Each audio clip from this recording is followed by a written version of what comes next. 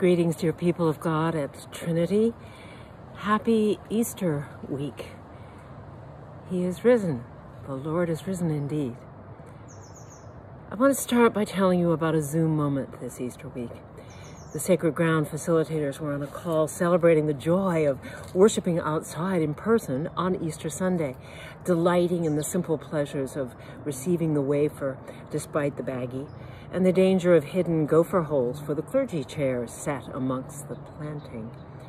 And one of us who had been silent shared quietly that she had also been filled with profound sadness.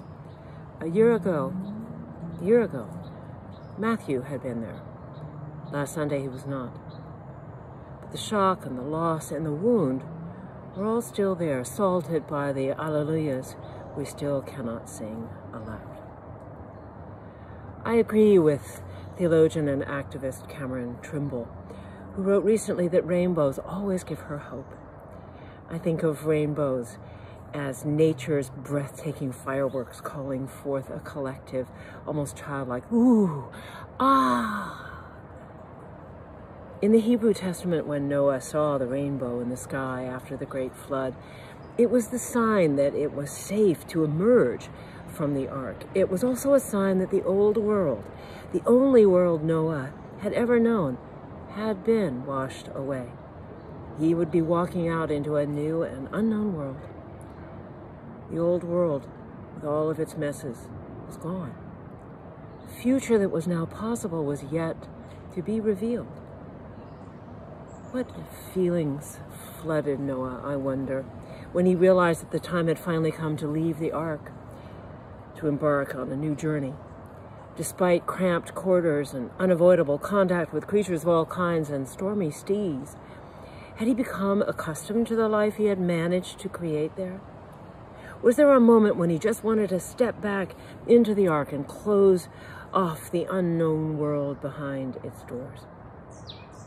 My father used to say, human beings sometimes choose to remain in a familiar place even if it's hell, rather than to seek a new but strange situation that might just be heaven.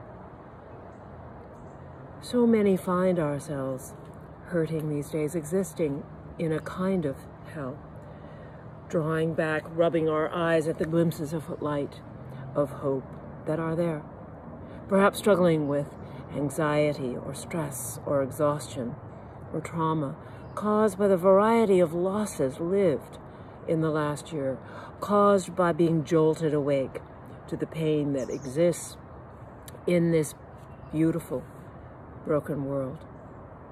How unfair this world can be, this world is.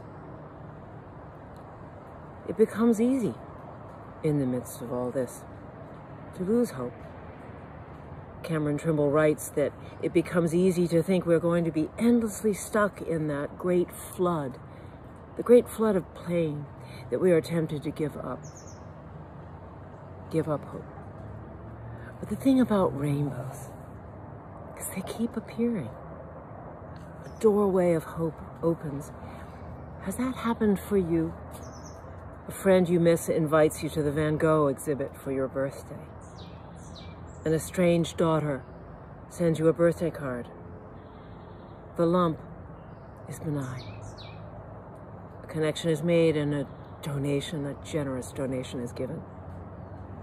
A child is born. A family reunites. Justice is served.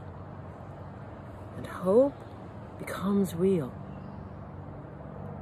People of God, strange new heavens wait for us on the other side of the hells we might have lived.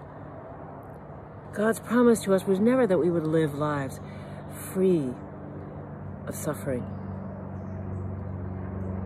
We are free beings. God's promise was and is that we would never, ever be alone. God is always there, hoping for our healing and our wholeness. God's heart is breaking along with our own. God's heart is bursting along with our own. Rainbows proclaim, love lives. after a glorious Easter egg hunt filled with squeals of, "Look, look, there's one." Our family left Easter baskets and went to the beach with sand toys and an octopus kite in hand. At first, as usual, all eyes were on the waves and the sandpipers playing hide and seek, the dogs making friends with each other, until that kite was released into the sky and we were transfixed by the rainbows encircling the sun. Ooh, ah, I have never seen anything quite like that. Rory, my granddaughter, took one look, pointed her finger into the sky and cried out, "Look, look, Bibi, there's another one." Let us keep our eyes aimed toward the sky. The rainbows are there. Easter moments. Love lives. A new world awaits. We have every reason to hope.